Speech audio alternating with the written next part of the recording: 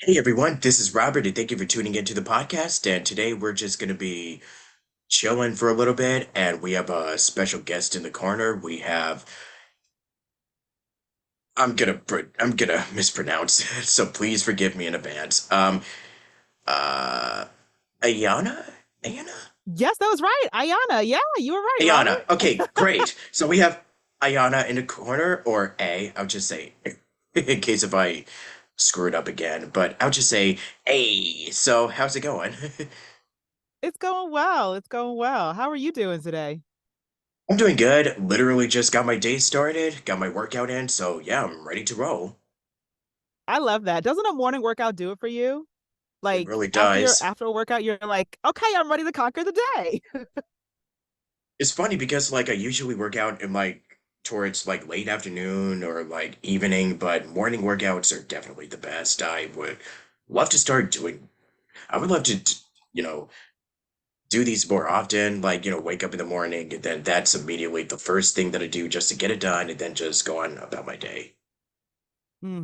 Agreed. Agreed. I try to do them in the morning. My schedule doesn't always allow that, but I Exactly. agree with you. Yeah. Doing it in the morning, you're like, oh, I'm set. I'm ready. I got that out of the way. I did it. I was able to move my body. Now let's go on to the next thing. Course. So I guess with all of that said, we could just jump right into how this year has been for you. Like, just do a little bit of a, excuse me, just do a little bit of a retrospective. Like, what would you want to talk about as far as this Yeah. year goes, and just everything else that has been happening lately? Because I know that the industry has kind of been going through there's a lot of stuff that's been going on right now. As I'm pretty sure you're very well aware of, and I know there's definitely some other topics that we'll be discussing later on. But talk about you. Like, how's this year been Yeah. for you, and Yeah. or honestly, how have the last couple years been? Because we've been going through some pretty drastic We lived through changes a over the course of pandemic. yeah. Yeah, so how Right. would you That. describe like the last couple of, years for you personally? Ooh. Especially this year. Okay. Well, this year. Yeah. Well, we know what. I'll start with this year and then I'll backtrack. Okay, sure. This year actually has been a good year for me. It's been interesting. It's been dealing with a lot of highs and lows, like for myself, and intentionally like digging more into my self healing and like reflections and like really building a life that I love and building my own ecosystems as an actress and all of the things that I do. So, like, for instance, at the beginning of this year, I got sick 3 times. And for me, that was very hard because I am very type A. I have my list, I want to get things done. And speaking to my therapist, she was like, you need to rest. Your body needs rest. And so, like, I had COVID the beginning of this year in January. So that put me out for a month. Then February, I got sick again. And I was supposed to start my own podcast, like my next season of my podcast recording. Then I was sick, but I was upset about that, you know? And it was like, no, Ayana, your body needs rest. You're sick. You're a human being. And so then in March, I did launch the fourth season. Great. But then April, I'm a Aries. I was celebrating my birthday in April and then I got sick again. I had food poisoning. And so I was like, oh, like again, like I'm trying to get my stuff done. Like what's happening? And then like in May, I went to Colombia. I'm a big traveler. And then I also like helped my sister move. I saw Beyonce twice this year. That was a moment, Robert, seeing Beyonce. I got to see her twice.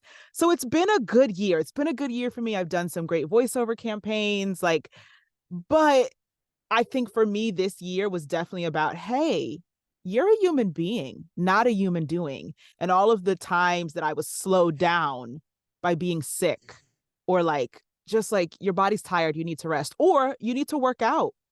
And like, let that be that, you know. But it's been a good year. It has been a good year. But for me, it's been about you're a human being, not a human doing.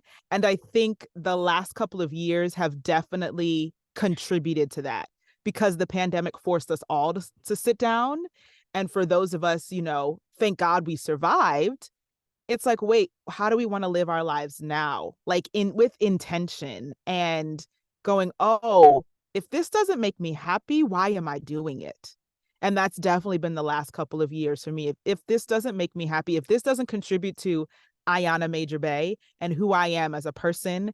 And also, yes, I'm an actress and I'm a voiceover artist. I'm a mentor. I'm a podcaster. I'm a world traveler. Like, but if it doesn't involve any of that, I don't want to do it.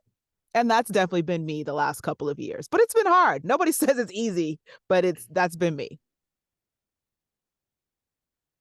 I'm the same way. Like, yeah, there's a lot that I could go into, but for the sake of time, we'll just jump right into the questions.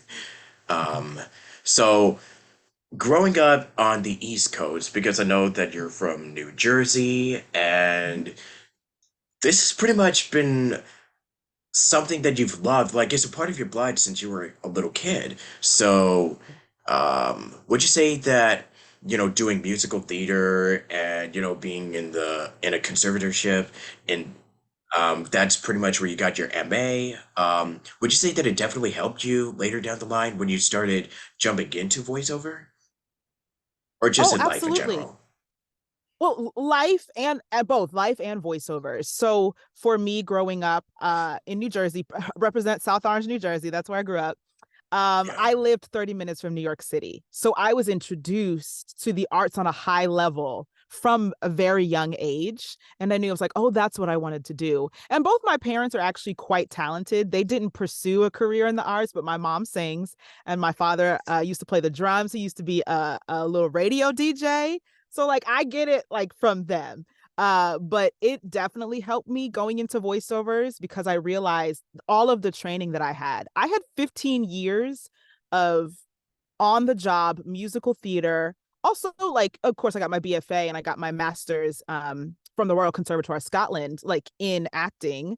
So, of course, all of that training, that vocal training, that presence, all of that helped me 1000% once I got into voiceovers because I'm using the same muscles. I'm being very, I guess presentation forward, if you will. Depends on the campaign I'm voicing for.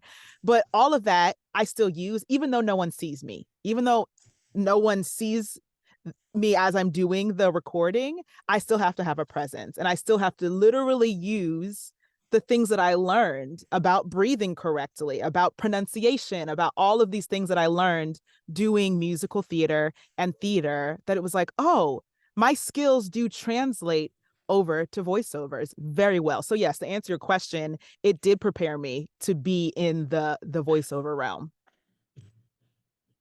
Yeah, and you've also juggled a lot of different hats. Like you've been an actor, you do like podcasting, like you just mentioned earlier, and just doing a little bit of everything. So for the podcast stuff, like, what did that idea? Like, what actually got you started into doing podcasting? Just, out of curiosity. Yeah. So the podcast actually came out of a pivot, which is why I call it the artist pivot. And so I was in a class called the Creative Entrepreneur Project, and I wanted to launch something else, but it was the height of the pandemic, and I was like, this doesn't make any sense. This doesn't serve like this is not going to serve my people, my artist community right now. And so the idea came, well, why don't I kind of turn what I want to do into a podcast? Why don't I talk to other creatives and like celebrate them and ask them what they're doing right now in the pandemic? Because like we always need to pivot. And so the idea came and I literally was speaking to my accountability partner and I was like, I'm gonna launch it in 6 weeks. I was like, do you think I can do it? She was like, yeah, you can do it. So I set a date. It was September 9th, 2020. And I was like, okay, I'm launching a podcast where I celebrate creatives, but I also talk about like y'all, this is hard. And how are you pivoting to survive? How are you pivoting to stay in the arts and do what you love? And so that's the basis of the podcast. And I'm in my fifth season now and I love it. I love the stories. I love the vulnerability, the honesty, and I do my best to create a safe space. So like let's talk. Let's talk about this, the highs, the lows, the in-betweens, and what you know, don't necessarily want to give up, but like how to pivot and how to survive. And so that's where the podcast idea came from. And it was quick. It was like, okay, I'm doing it. I'm jumping off the cliff. And it's been a wild ride so far, but I love it. I love it so much. Oh yeah. I mean, it's just like what they say.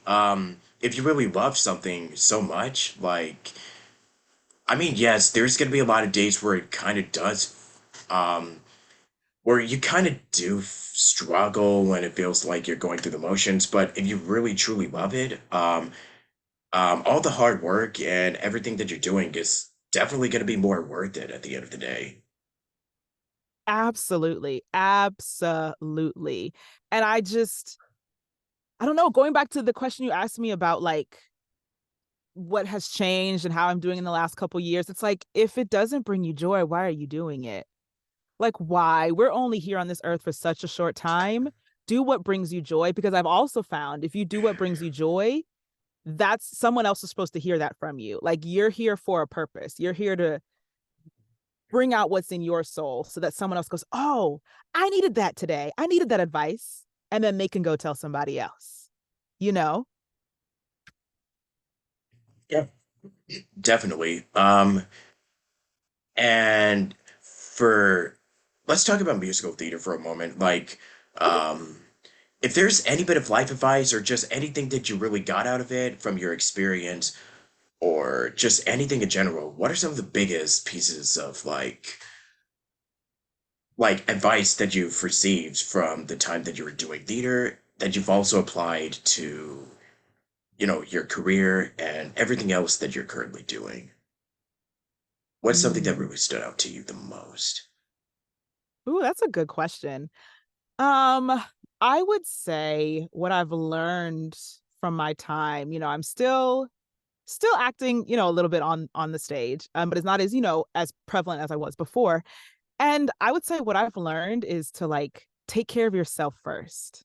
And so, musical theater does require a lot from you. It requires you to literally use your body. Your body is your instrument. And so in a musical, it's like I need to be able to sing correctly, on key, on time, on pitch, do the dance moves at the same time, change my costumes. Oh, and know where the set pieces are coming from so I don't get hit by one. So it's a lot of multitasking that you don't realize that when you're standing on stage, you're like, oh, I have to be aware of all of this stuff at the same time.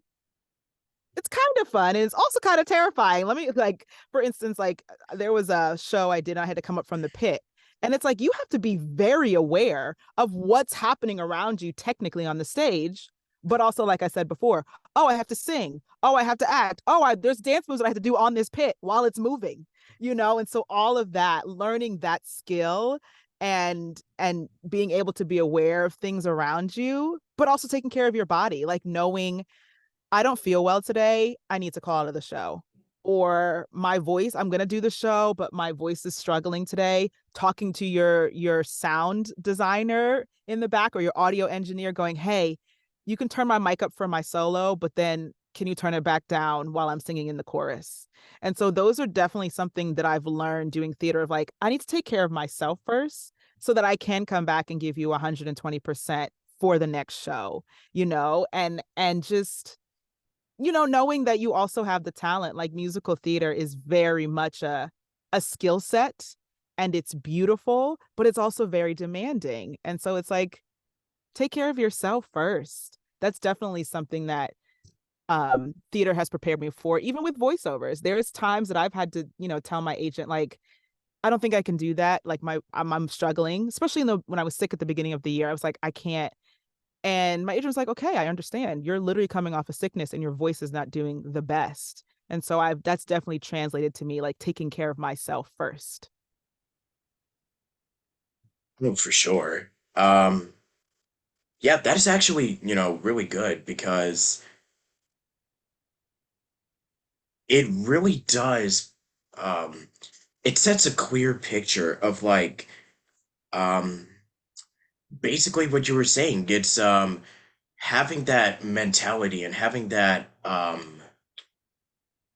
you know, of just getting up on the stage. It's kind of like, okay, so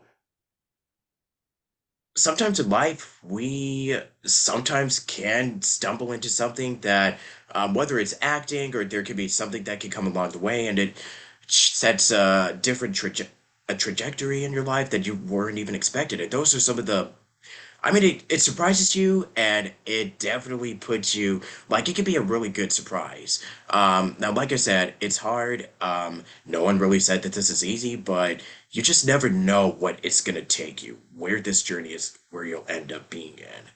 You just never Mm-hmm. know. That's all I, Mm-hmm. yeah, that, and it's so, so true. Like, set out on a journey, and because they say that it's a marathon, it's don't focus on the destination, focus on the, the journey, or the Mm-hmm. marathon, because you never know where it's going to take you. Yeah. Yeah, it's Yeah. so true. It's so true. Like if you would have asked me prior to when I met my voiceover agent August of 2019, if you would have asked me in July if I would, oh, Ayana, in 4 years, do you know that you're gonna be a voiceover artist and have a podcast and like be traveling and I'd be like, no, what are you talking about? Like what? I wasn't prepared for the pivot that was handed to me. But it's like if you are walking the journey and going, okay, I'll do that. Let me see what's next. Let me see what's here. Then right, you don't know what's coming. But it was a beautiful surprise or a beautiful detour, as my friend says. Yeah. Yep.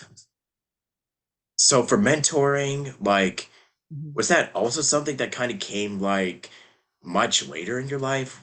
As in coaching other students and actors on their Mhm. respective paths and journeys? Like, tell us the story about how you started mentoring other actors and Yeah. how monumental and important it was for your life of just teaching a new generation of actors and helping them, spread their wings, so to speak. Yeah, yeah, yeah, yeah. So I mentorship just came in the last couple of years, but I did teach acting for a time at a dance studio, actually my cousin's dance studio. And so that was something that I did do, teach acting. And so it's like, okay, this is great. And then mentorship came in when I was actually asked to do it by an arts nonprofit, and that's when I realized I was like, oh, this is really something that I do like. Mentorship is something I like. And so I was asked first to be the co-chair of a not of a program called Boost, which I'm still the co-chair of, and that is helping artists who've been in the city, in New York City specifically, for a little while, and they just need a little push. They need, like, we call ourselves the cool aunts of Off the Lane, or like a little accountability partner. And then they asked me to also join the mentorship program and mentoring college juniors and seniors who are want a life in the arts and also want to move to New York. And so with them asking me that kind of opened up a door of like, oh, right. Like I've been in this for a while and I do have information to share. And like, I want to see others succeed. I want you to have some of the information that I didn't have before I started this path in the arts. And like, even talking about being a human being, not a human doing, I actually made my mentee cry the other day, and like not on purpose. Like I said that to her and she was like, wait, what? And she was like, I'm crying right now. I was like, yeah, you're a human being, not a human doing. And I know that this industry is going to require a lot from you. But if you can remember that, you're going to be able to navigate and move with intention. And also know that if an opportunity comes up, but it doesn't fit what you're building for your life and your intentions, then that's not meant for you. But keep going, keep walking, because unfortunately, we're taught lack mentality in the arts, and it's like, yeah, no, we can't subscribe to that anymore. And yes, we're having a rough time right now with the strikes going on, but it is that you can create your own work. And no one's saying that's easy either. But to know that it's like, I can help someone along the way fills me with a lot of joy to be like, okay, this is what I did. I highly suggest you don't do that. But also being able to talk to someone about their life experience so far and like, okay, well, let me learn from you, because what's happening right now, you're 22, what's going on in the arts right now from your perspective. And so they're also teaching me as well. And so I love it. I love mentoring. And so it started because I was asked to do it, and I'm so happy that I was. And the our our president of the nonprofit, she was like, I asked you because you've worked for me for the last like 7 years, and I know no one better to give advice and to help along the way, because you do so many things and you do them with excellence, and like that's who you are. So mentoring again was also another thing handed to me, just like voiceovers, and I gladly accepted it, and I love it. I absolutely love it. And to pour into younger artists, it's an incredible thing, because it's like, I got you. Like, actually, we got each other. And so, like, let's figure this out together. Let's all figure this out.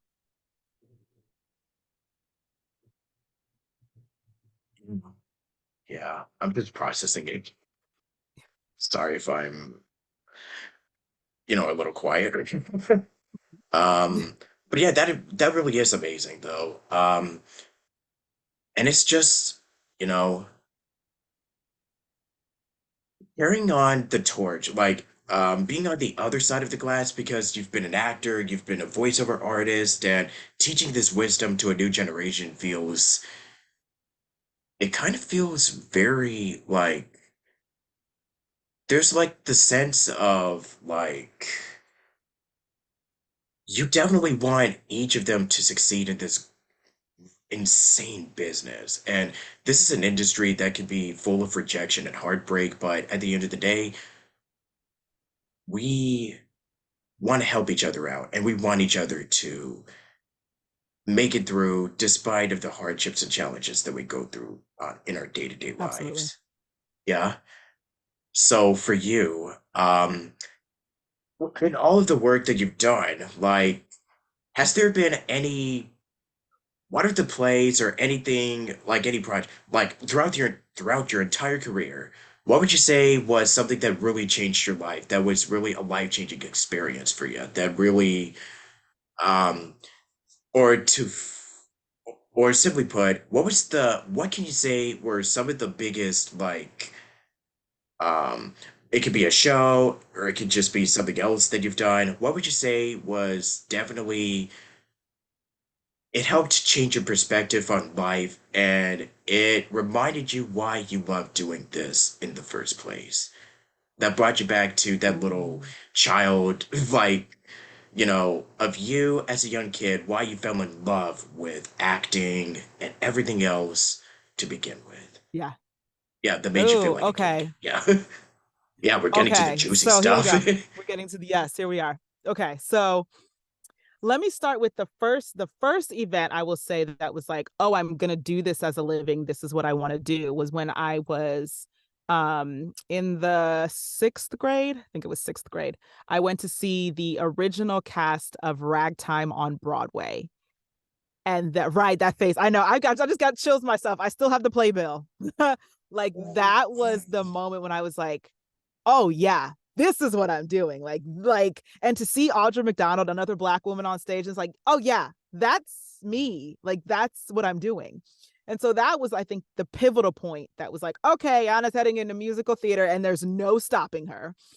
And then throughout the years, like after I graduated college and then eventually grad school, like working in musical theater regionally. But I would say the show that did turn the tide again for me was doing a show called After Midnight. And it was on Broadway for a little while, I think a year and a half, 2 years. And it's an all Black show. And it's kind of like a night in Harlem with all of the jazz and the singing and everything. And so I did that on a cruise ship, and I worked with some of the most amazing people on this earth, and that changed my life. Number one, because it was an all Black cast. I had never worked with an all Black cast before. And so that was incredible to have. And it also, for me, was this chance to just be a leading lady. And I sang the song called Women Be Wise. Women be wise, keep your mouth shut. Don't advertise your man. Like that, like, oh, that's if someone asked me to sing that song, I'll always sing that song. um, but that to be that diva that I had always imagined myself to be, and that leading lady, and I got to play it, and I she was fierce, honey.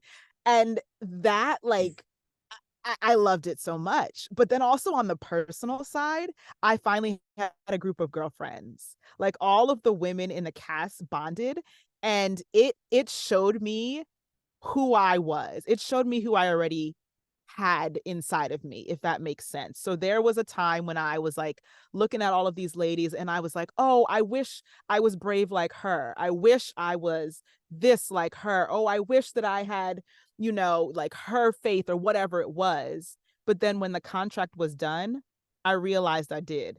Like those women were brought in my life to be a reflection for me, to go, you already possess all of these things, Ayana. So like go forth and prosper. And so that show for me, both professionally and personally, just like reminded me that you're in the right place, you're right on time, you live life in divine timing. And so that show said it for me. But I will also say in 2021, that was my first show back after the pandemic. And okay, now we're going to try to go back outside, try to do live shows and that. And so that show, I did the musical Beehive, and that reminded me how much I loved theater and how much I missed it and how much I want it to be in my life, but on my timing, you know.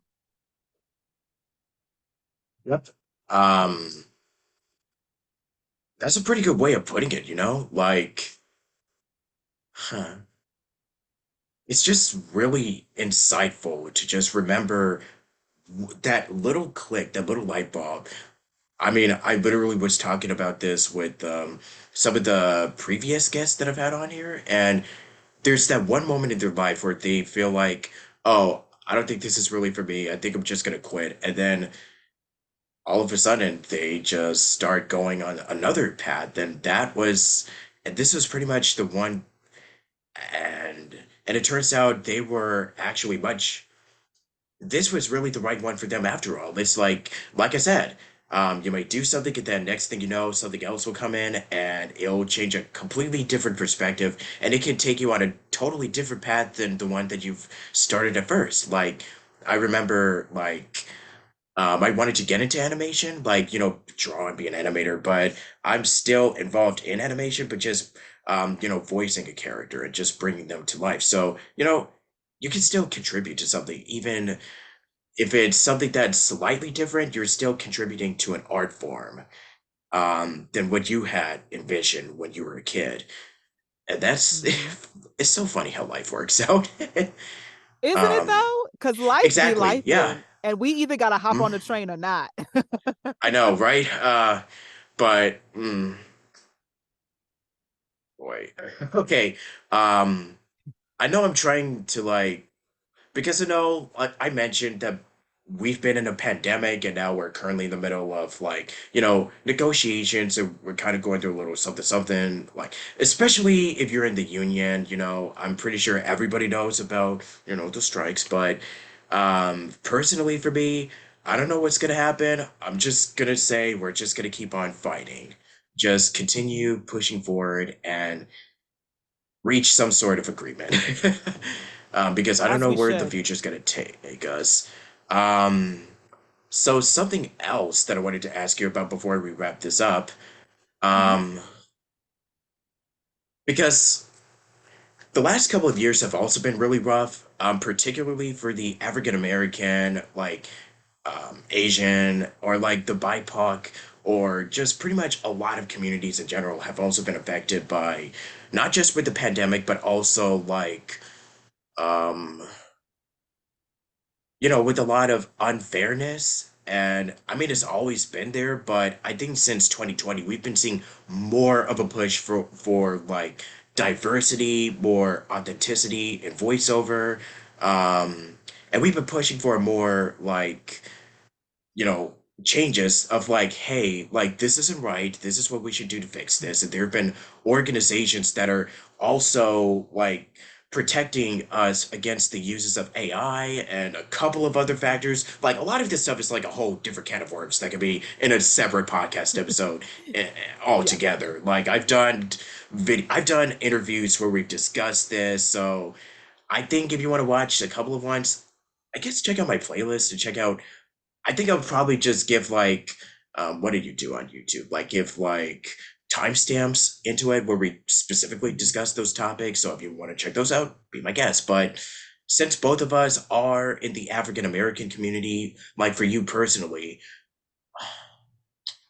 if that is totally okay with you, like you don't have to answer this, what are some of the biggest hardships and just biggest triumphs that you've seen us, like as far as the last couple of years? Because I know it's been challenging for a multitude of reasons. So, what would Yeah. you say is has been some of the biggest ups and downs that you've personally seen? And do you think that there is still a lot of work that needs to be done? And Mhm. where do you see the future in everything? You know, as we're slowly coming to a close with 2023 Mhm. and we are still in the 2020s, which is but yeah, when Yeah. you see everything. And yeah, your thoughts Yeah. on what has ensued the last few years as a community. Yeah, that you've. I mean, I think we've made a lot of progress, especially if we're talking, let's niche it down to the entertainment community for Mhm. African Americans and what we produce and what we put out. And we've made a lot of progress, but we're also, I still, to me, there's a lot of gatekeeping. And yes, we're working around it. Yes, we're building our own production companies and directing our stuff, producing our stuff. Like absolutely 1000% that is happening, and I'm very proud of that. But there's also this portion of like there's still things that come up that you're like, huh? Or like I'll say, for instance, like a voiceover breakdown. Sometimes I'm like, they're like, oh, can we have an urban sounding voice? So black, is that what you're, so you, oh, because we have a richer tone. You could just say that. Like, like there are just certain things that I'm like, certain words that I'm like, that's the phrase you chose to use to describe the voice you're looking for. Like we're still working on things, or like, the representation in television and film, and yes, we have made a lot of progress, but I think there's a lot that can still be done in terms of like diversity, and in terms of like not just hiring to fill your diversity quota, but hiring because that's the best person for the job. And yeah, they happen to be black. Like, great, come on, let's do it. And so I think there is a mix of that happening. Again, we're building our own things, which I think we should be doing. But also it's like, well, if we're going to be in this game, let's try to play it as well. And knowing that, like you said, it's kind of always been around there, the unfairness has been always been around, but it's now that we acknowledge it, it's like, oh, okay, like we can play that game as well. So I think there will be things moving forward that we can progress with, but I also know that we're in a sticky time right now, especially with AI and what we're fighting for. And like, no, you cannot replace me, the actor, the voice, the being, with AI. And so it's, that piled on top of like the lack of diversity. And you're just like, okay, y'all, what are we doing here? What are we doing? And so we're doing our best to fight for, representation, and to be seen for who we are, that we can bring things to the table just like anybody else. And so I hope that answered your question, but it's like, yes, we've made a lot of progress, but there's still some progress to go, but not diminishing the progress we've made. Like, to celebrate the progress we made, yes, we're in celebration, but while we're celebrating, also being looking like, okay, well, we still got to do this. We still have to accomplish that as well. Couldn't agree more. Thank you so much for doing this. This was a lot of fun. Is there any last thoughts that you wanted to share? Any other projects or anything that you want to plug? And yeah, now's the Yeah. time for the self promo part. Oh, the self promo. Here we go. I can do that. um Anything else I want to say before I promote? Do you. Like I'm just also in that era of do you. Like do what you want to do. If you want to put out a podcast, do it. If you want to write a book, do it. If you want to film a movie, do it. Do you know that the new iPhone, the 15 is out, and I heard it could do like magical things. Like, come on, like film your movie. So that's my word of my last to say is just do you. But to plug, yes, y'all, if you want to reach me, my full name is Ayana Major Bey. That is also my stage name. So you can go to ayanabey.com, AYANABEY.com. Everything is there, all of my acting, my voiceovers. You can listen to my podcast there, but you can also listen to it on any platform. So that's also including YouTube, but it's called The Artist Pivot. You can get it on all major platforms. My merchandise is dropping soon. I'm very excited about that for the podcast, as well as you can look up Off the Lane, which is the nonprofit that I mentor with. You can see if any of the programs apply to you. Please feel free to apply to some of the programs called Boost and the mentorship program. What else? You can reach me on Instagram at Ayana M. Bey. I'm there. I try to be active. I do my best, Robert. Try to be active. But yes, please reach out if you have any questions. Please feel free to contact me. Yeah, but also my website. If you're ayanabey.com, you can find out everything you need to find out. For sure. All I'm gonna say is congrats on everything, and yeah, because it's like quite a lot of work. I mean, not to, I mean, it's really good to stay busy and productive, and it's also really good to, your podcast is doing very well at over 500 episodes. Wow. Um, but yeah, Boundless Audio, just want to give them a shout out, and also my Yes. the last guest that I just had, Simone Sarah, definitely check out the Yes, episode that you did with her and I just recently interviewed.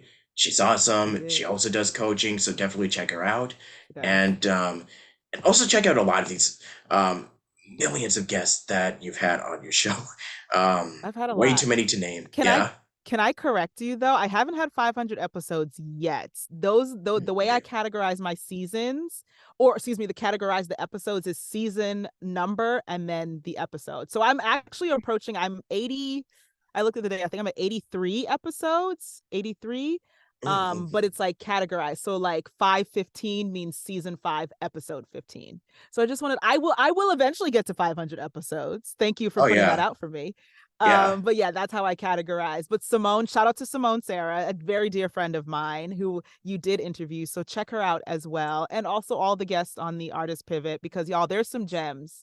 If you're an artist, you're just looking for some advice and just like you're not alone, y'all. You're not alone. We pivot and we survive and then we keep going.